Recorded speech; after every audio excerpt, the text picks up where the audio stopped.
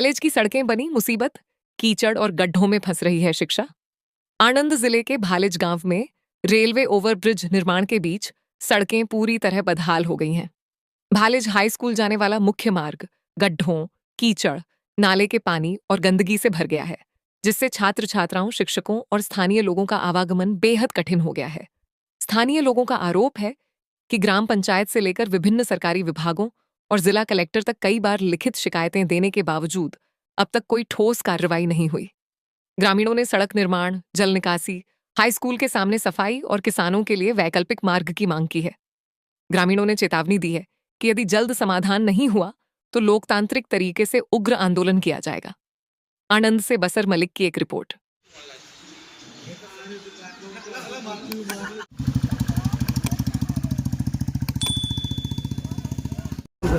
મલિક અલ્હાયા મુદસ્સર મિયા, ક્યાં ભણો છો? ભાલેજ હાઈસ્કૂલ ભાલેજમાં ધોરણ 11। શું સમસ્યા છે તમારે? અમને સ્કૂલ આવવા જતાં તકલીફ પડે છે।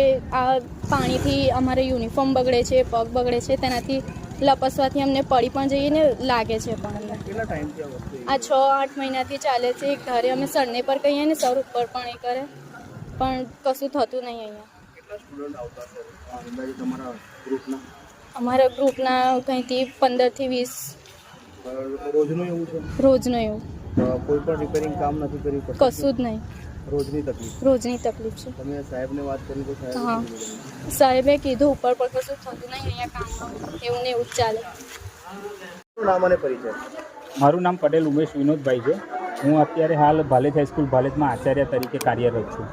શું સમસ્યા હશે સાહેબ? મીડિયાને બોલાવવાની શું જરૂર છે? મીડિયાને એટલા માટે બોલાવવા પડી છે કે વિદ્યાર્થીઓને ઘણી ગંભીર સમસ્યા છે।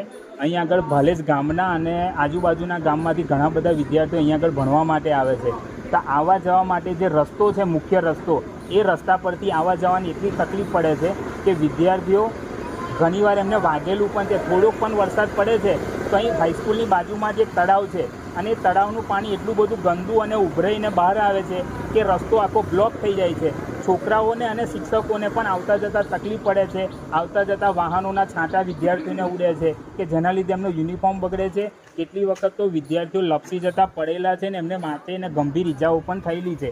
આ બાબતે અમે સરપંચશ્રી, ટીડીઓશ્રી, કલેક્ટરશ્રીને લેખિતમાં રજૂઆત કરેલી છે, તેમ છતાં આજ દિન સુધી આનો કોઈ જ નિકાલ આવેલો નથી અને એક ગંભીર સમસ્યા છે કે જેમાં વિદ્યાર્થીઓનું શિક્ષણ બગડે છે, કે જેમાં વિદ્યાર્થીઓ સ્કૂલે આવી શકતા નહીં અને એના માટે અમે એવી રજૂઆત કરીએ છીએ કે વહેલી તકે આ રસ્તો બને અને જેના લીધે વિદ્યાર્થીઓનું શિક્ષણ કાર્ય બગડે નહીં અને ગામના લોકોને પણ એક સુવિધા મળી રહે।